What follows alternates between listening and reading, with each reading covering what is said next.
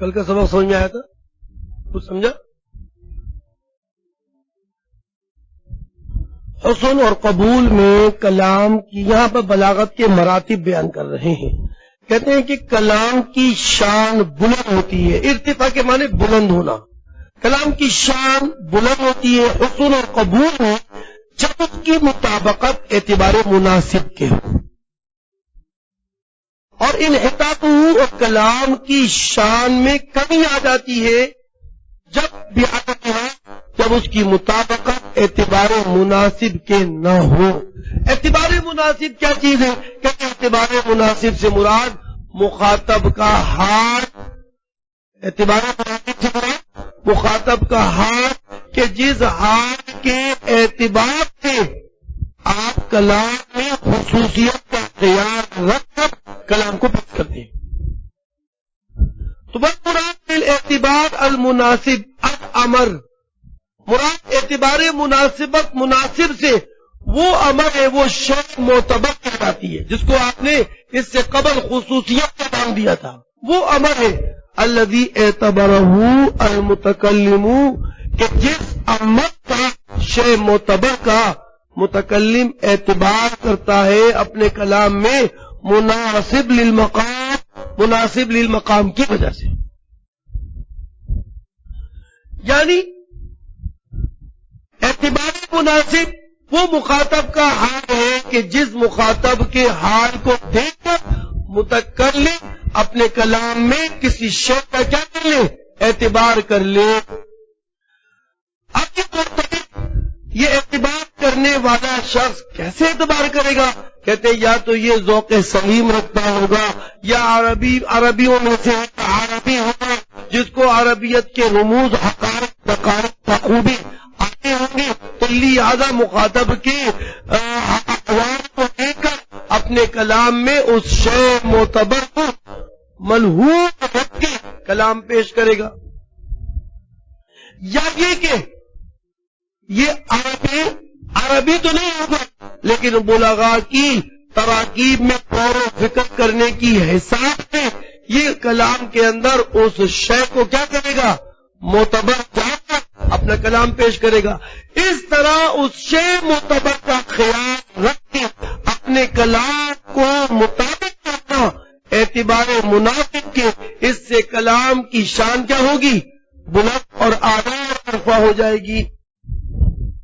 یہی بات متعلق کر رہے ہیں.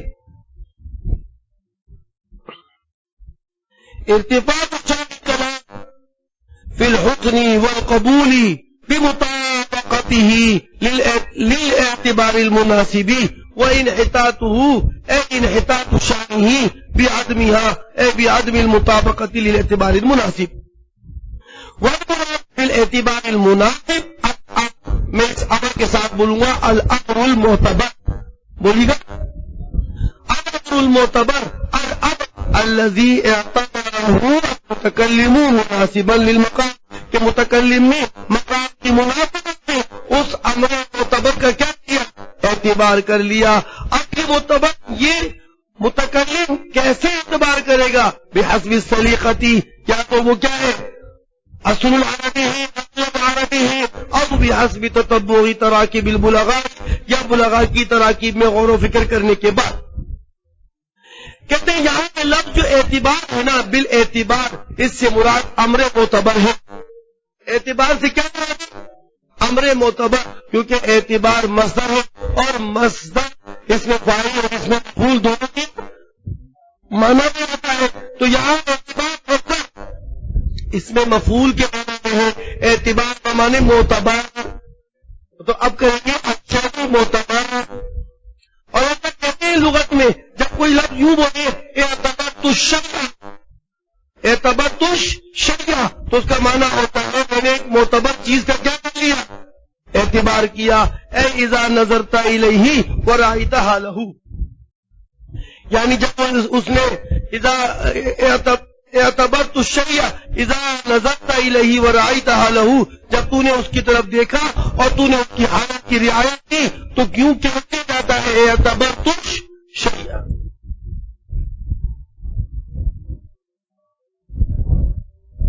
آگے مصنف رحمہ اللہ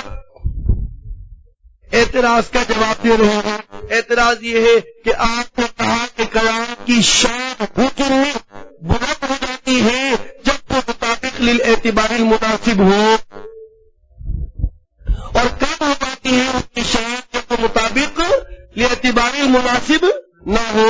مصنف اشارے کہتا ہے اعتراض یہ پیدا ہوتا ہے کہ کلام کی شان کا مرتفع ہونا حکم میں وہ اعتبار مناسب کے مطابقت کی وجہ سے نہیں ہوتا، بلکہ کلام کی شان تو مطابقت کے اعتبار مناسب سے کیا ہوتی ہے؟ ہاں پھر یہاں پہ آ کے ہو رہا ہے جی. تو کلام کی جو بلاغت ہے حسن میں، کلام کی جو بلاغت حسن میں ہے وہ تو مطابق اعتبار مناسب کی وجہ سے ہے، اور کلام کی شان کا مرتفع ہونا وہ تو اعتبار مناسب کی کمال مطابقت کی وجہ سے ہے. جب کمال مطابقت ہوگی تو جب کلام میں کیا ہوگا؟ کلام کی شان مرتفع اور بلند ہوگی.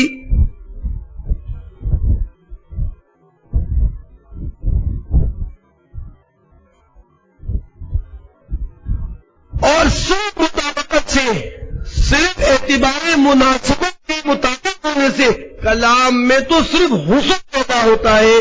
کلام میں کیا پیدا ہوتا ہے؟ حسن پیدا ہوتا ہے.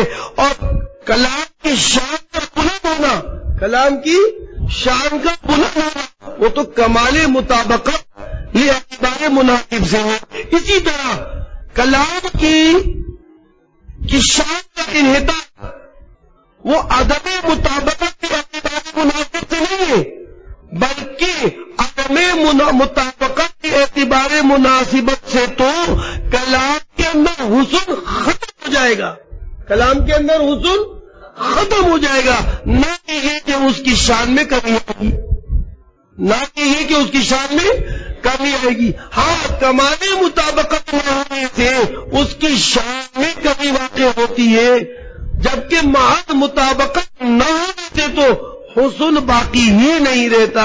تو شارح نے جواب دیا کہ مصنف کی مراد اراد بالکلامی کلام الفصیح، یہاں پہ جو لفظ کلام ہے اس کلام سے مراد کلام فصیح ہے، یعنی کلام فصیح میں حسن پہلے سے آ جاتا ہے، اور اس حسن میں اضافہ ہونے کے لیے کلام کی مطابقت جب اعتبار مناسب سے ہو تو اس حسن میں کیا ہوتا ہے؟ ارتفاع ہو جاتا ہے. اسی طرح انحطاط میں بھی جب فصیح کلام ہے تو فصیح کلام کی وجہ سے کلام کے اندر کیا ہے؟ حسن پیدا ہو جاتا ہے، اور جب اس کی مطابقت اعتبار مناسب سے ہو اس کی مطابقت اعتبار مناسب سے نہ ہو تو اس کے کیا ہوتا ہے؟ اس کے حسن میں کمی آ جاتی ہے.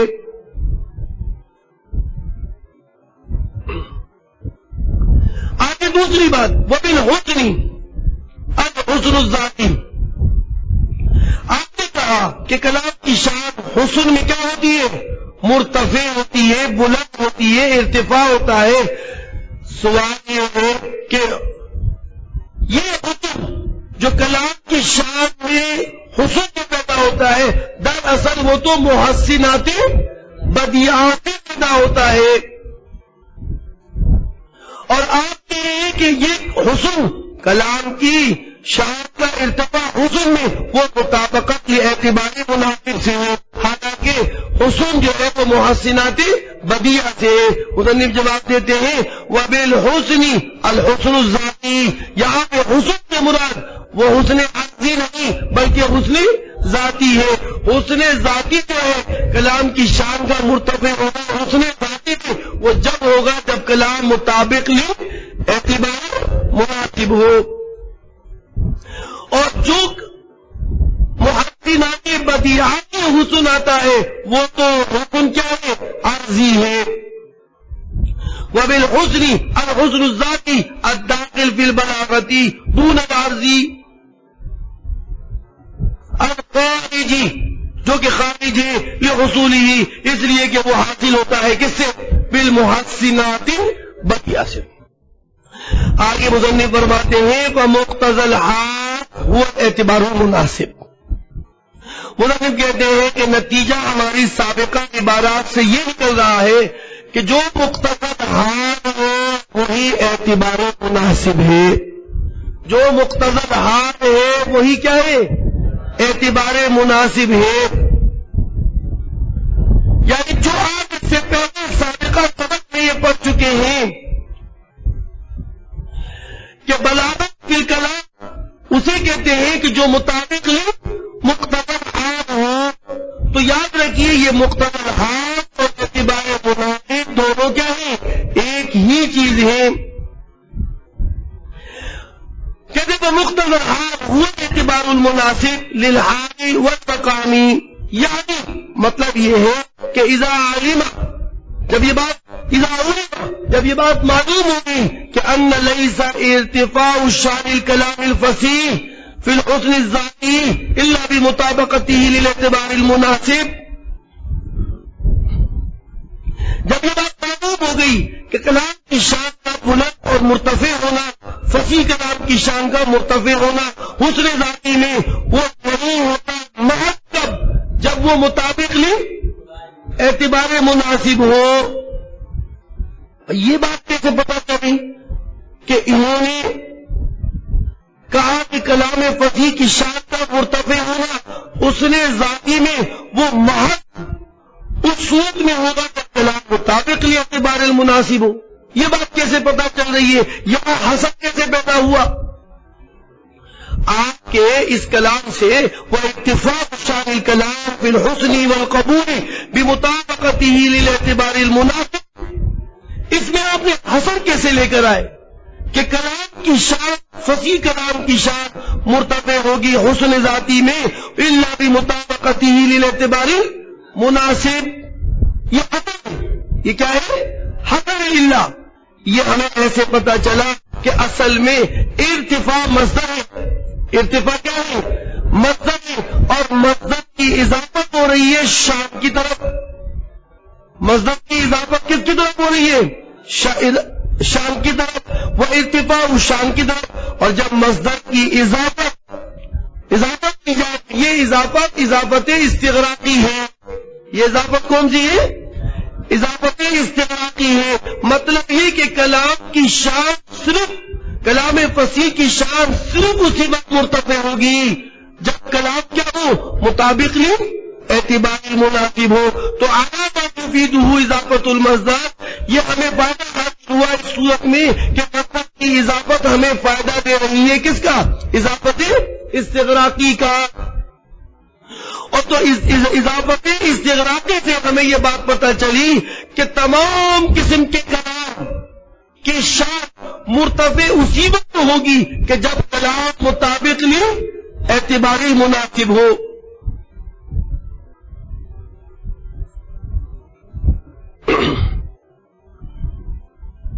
دوسری بات یہ تو ہمیں پتا چلا کلام کی شان کا. اس سے پہلے ہمیں یہ بھی معلوم ہے پڑھ چکے ہیں کہ کلام کہ بلاغت اس کلام کو کہتے ہیں جو مطابق مقتضى الحال ہو. یعنی کلام بنے صرف اسی وقت ہوگا کہ جب وہ کلام مطابق مقتضى الحال ہو. وہ معلوم ہوا اور یہ بات ہمیں پہلے سے بھی پتا ہے. یہ غلط سے بات سنیے گا. انما يرتفع بالبلاغت کہ کلام مرتفع ہوتا ہے اس بلاغت کے ذریعے. کلام مرتفع ہوتا ہے اس بلاغت کے ذریعے التي هي عبارة عن مطابقة الكلام الفصيح لمقتضى کہ جب وہ کلام عبارت ہو ایسی کلام سے کہ جو کلام مطابق ہے جو کلام فصیح مطابق ہو کس کے؟ مقتضى حال کے. یہ بات ہمیں پہلے پتا تھی کہ کلام کی شان مرتفع ہوگی اس وقت کہ جب کلام فصیح مطابق مقتضى حال ہو. یہ بھی حسن ہے. یہ بھی کیا ہے؟ حسن ہے. اور ابھی جو ہم نے پڑھا کہ ارتفاع الشان الکلام فی الحسن اس میں بھی حسن. اس میں بھی یہ بتایا جا رہا ہے کہ کلام کی شان کلام فصیح کی شان مرتفع ہوگی کہ جب وہ کلام مطابق اعتبار مناسب ہو. اور اس سے پہلے ہم یہ بات پڑھ چکے ہیں کہ کلام بلاغت ہے اس وقت مرتفع ہوگا جب کلام مطابق مقتضی ہے. یہ بھی حسر وہ بھی حسر دونوں حسر ہیں. ان دو حسر کی وجہ سے ہم نے یہ اندازہ لگا لیا کہ اعتبار مناسب اور مقتضی دونوں کیا ہیں؟ ایک چیز ہے. فقط ان المراد بالاعتبار المناسب والمقتضی واحد. بس ان دو حسر سے اندازہ ہو گیا کہ مراد اعتبار مناسب سے وہ کیا ہے؟ اعتبار مناسب اور مقتضی حال سے کیا ہے؟ ایک ہی ہے. وَإِلَّا ورنہ اگر ہم ایک نہ ہوں اور تو لما سبقا تو یہ بات ثابت نہیں آ سکتی کہ انه لا يرتفع الا بالمطابقة للاعتبار المناسب ولا يرتفع الا بالمطابقة لمقتضى الحال. والا لما سبقا ورنہ یہ بات صادق نہیں آتی کہ کلام مرتفع نہیں ہوتا مگر کلام کی مطابقت اعتبار مناسب کی وجہ سے, اور اسی طرح کلام مرتفع نہیں ہوتا الا بالمطابقة لمقتضى الحال کہ جب تک کلام مطابق لمقتضى الحال نہ ہو. اگر یہ آپ ایک نہیں کہیں گے مقتضی الحال کو اور اعتبار مناسب کو ایک نہیں کہیں گے تو پھر یہ حسب صحیح نہیں ہو سکے گا. کیا نہیں ہوگا؟ ایک جگہ حسب آپ نے کر دیا کہ کلام مرتفع نہیں ہوگا جب تک کہ اس کی مطابقت اعتبار مناسب سے نہ ہو, اور دوسری جگہ آپ نے حسب کر دیا کہ کلام مرتفع نہیں ہوگا جب تک کہ کلام مطابق نہیں. تو یہ دو حسر صحیح نہیں ہو سکتے, یہ دو حسر صحیح نہیں ہو سکتے جب تک کہ آپ مقتضی الحال اور اعتبار مناسب کو ایک نہ کہیں. ورنہ خرابی لازم آ جائے گی کہ مقتضی الحال اور چیز ہے اور اعتبار مناسب کچھ اور. فلیتعمد آپ اچھی طریقے سے غور کر لیں. اس میں یہ یاد رکھیے میں نے دو عبارتوں کو جوڑا ہے, ایک ارتفاع شان کلام اور دوسرا آپ کی بلاغت کی تعریف. والبلاغت کی کلام مطابقتہ لمقتضی الحال, یہ دونوں میں حسر ہے. ادھر کے حسر کہ بلاغت کی کلام نہیں ہوگی جب تک کہ مقتضی الحال کے مطابق نہ ہو, اور یہاں پہ یہ کہ کلام فصیح کی شان بلند نہیں ہوگی جب تک کہ مطابق اعتبار مناسب نہ ہو. یہ دونوں باتیں اسی وقت صحیح ہو سکیں گی جب آپ اعتبار مناسب اور مقتضی الحال کو کیا کہتے ہیں؟ ایک کہتے ہیں. بس فمقتضى الحال هو الاعتبار المناسب للحال والمقام, يعني إذا علم أن ليس ارتفاع شان الكلام الفصيح بالحكم الذاتي إلا بمطابقته للاعتبار المناسب. اور یہ کیسے پتہ چلا کہ بس یہ اس عبارت کے اندر حسن کہتے ہیں ما يفيده اضافت المذہب کی اضافت فائدہ دے رہی ہے استغراق کا, اور یہ بتا رہی ہے کہ تمام قسم کے کلمات بند ہیں جب کلام مطابق لمقتضی الحال ہو اس میں. ومعلوم, اور یہ بات ہمیں پہلے سے بھی پتا ہے کہ انما يرتفع بالبلاغة التي هي عبارة مطابقة الكلام الفصيح لمقتضى الحال. یہ بات ہمیں پہلے سے بھی معلوم ہے کہ بلاغت کی وجہ سے کلام مرتفع ہوتا ہے وہ بلاغت جو عبارت ہے کلام کی مطابقت الفصیح, کلام فصیح کی مطابقت لمقتضى الحال سے. فقط علما, بس اس سے پتہ چل گیا کہ مراد بالاعتبار المناسب و مقتضی الحال واحد. وإلا لما صدقا, اگر یہ بات صحیح نہ ہو تو پھر صادق نہیں آتی یہ بات, یہ دونوں حسر بھی صحیح نہیں ہوں گے.